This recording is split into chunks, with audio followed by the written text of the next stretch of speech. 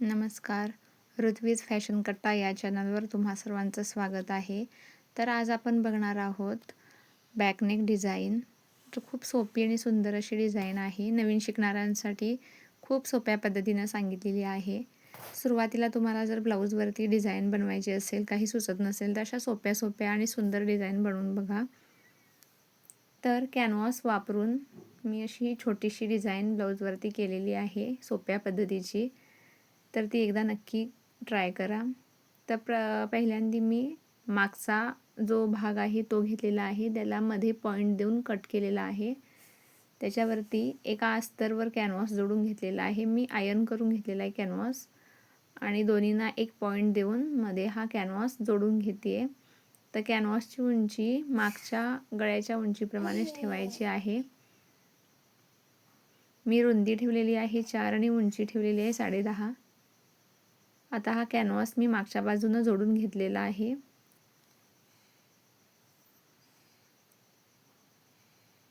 जोडून घेतलं की त्यानंतर लगेच आपण त्याच्यावरती जो शेप दिलेला आहे डिझाईनचा, तर ही एक सोपी डिझाईन आहे, नक्की ट्राय करा. ह्याच्या व्यतिरिक्तही भरपूर अशा सोप्या डिझाईन आहेत. त्यांचे शेप काढून घ्यायचे कॅनव्हास पेपरवरती आणि त्याप्रमाणे कटिंग करून घ्यायचा. तर इथं मी बोटनेक केलेला आहे आणि खाली छोटीशी अशी डिझाईन काढून घेतलेली आहे. तर बोटनेकची उंची ठेवलेली आहे 3.5. तर त्याच्यावरती मी मार्किंग करून घेतलेलं होतं आणि ते कटिंग केलेलं. आता त्याच्यावरती शिलाई मारून घेते आहे.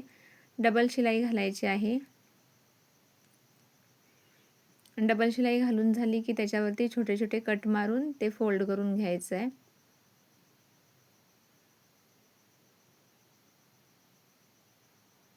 तर इथं बघू शकता अशा प्रकारे मी 2 शिलाई मारून घेतली आणि खाली जो पान शेप दिलेला आहे त्याच्यावरती सुद्धा मी शिलाई मारून घेते आहे.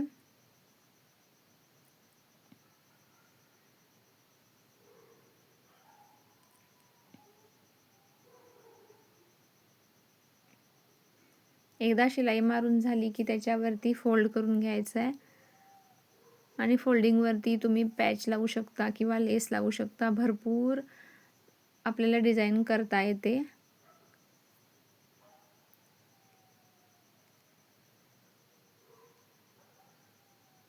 जेव्हा केव्हा आपण डिझाईन करायला जातो किंवा कॅनव्हास पेपरवरती शिलाई घालतो तेव्हा डबल शिलाईच घालायची असते, कारण एखादी शिलाईमध्ये कमी पडते किंवा तुटू शकते, त्याच्यामुळे आपण डबल शिलाईच घ्यायची आहे. तर अशा प्रकारे 2 शिलाई आम्ही घातलेल्या आहेत आणि हे सुद्धा आता कटिंग करून घेते आहे.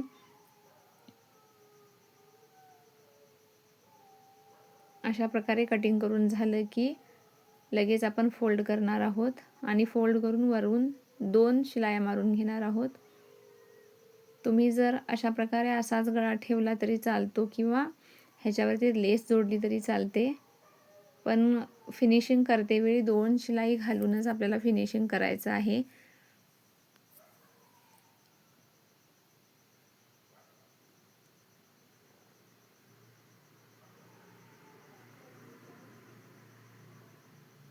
एक शिलाई घालून घेतली मी साईडनं. आता ही किनाऱ्यावरून एक शिलाई घालून घेते.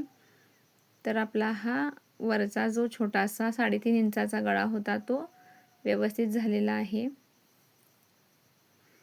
आता खाली जो पान शेप दिलेला आहे त्याला व्यवस्थित फोल्डिंग करून घेते. शेप व्यवस्थित आला पाहिजे. जी काही आपण डिझाईन बनवू त्याचा शेप व्यवस्थित आला पाहिजे याची काळजी घ्यायची आहे. फोल्डिंग करते वेळी मागे पुढे कापड होऊन जरा शेप बदलण्याची शक्यता जास्त असते, त्याच्यामुळे अत्यंत काळजीपूर्वक कॅनव्हास पट्टी फोल्ड करून घ्यायची आणि त्याच्यावरून शिलाई मारून घ्यायची.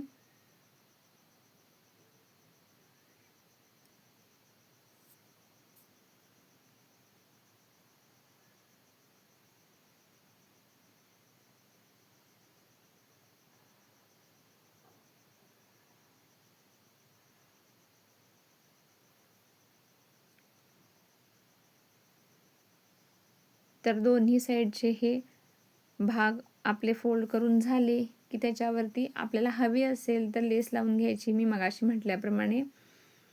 पॅच लावू शकता, स्टोन लावू शकता, जे काही आपल्याला आवड असेल ती. पण सुरुवातीला जे आपण डिझाईन बनवतो ती अशा प्रकारे अगदी सोप्या पद्धतीनं बनवायची.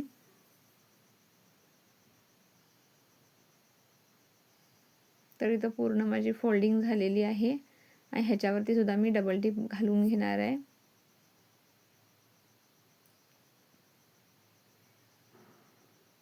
ते इथं बघू शकता शेप हा चांगला आणि व्यवस्थित आलेला आहे. जी काही आपण डिझाईन बनवू ती दिसली पाहिजे की आपण ह्या डिझाईनचा ब्लाऊज बनवलेला आहे म्हणून.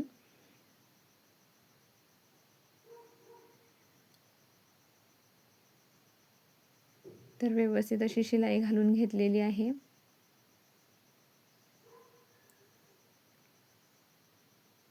मागचा भाग असल्यामुळे मागे 4-4 इंचाचे टक्स सुद्धा घालून घ्यायचे आहेत.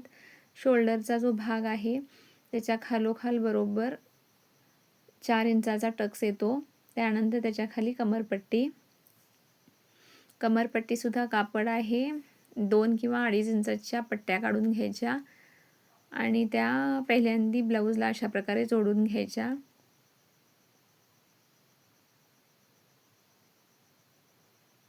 ब्लाऊजला जी पट्टी आपण जोडतो त्याच्यावरती प्रेस टिप सुद्धा द्यायची आहे, जेणेकरून फोल्डिंग चांगली येते आणि पट्टी जेव्हा आपण फोल्ड करतो तेव्हा व्यवस्थित बसते कमरेला. तर अशा प्रकारे पट्टी लावून घ्यायची आणि त्याला लगेचच प्रेस टिप सुद्धा द्यायची.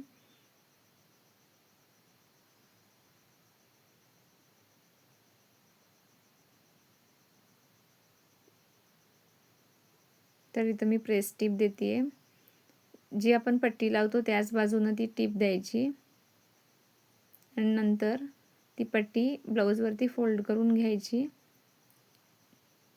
हवी असल्यास हात शिलाई घालायची किंवा मोठी शिलाई सुद्धा देऊन आपण अशा प्रकारे करू शकतो.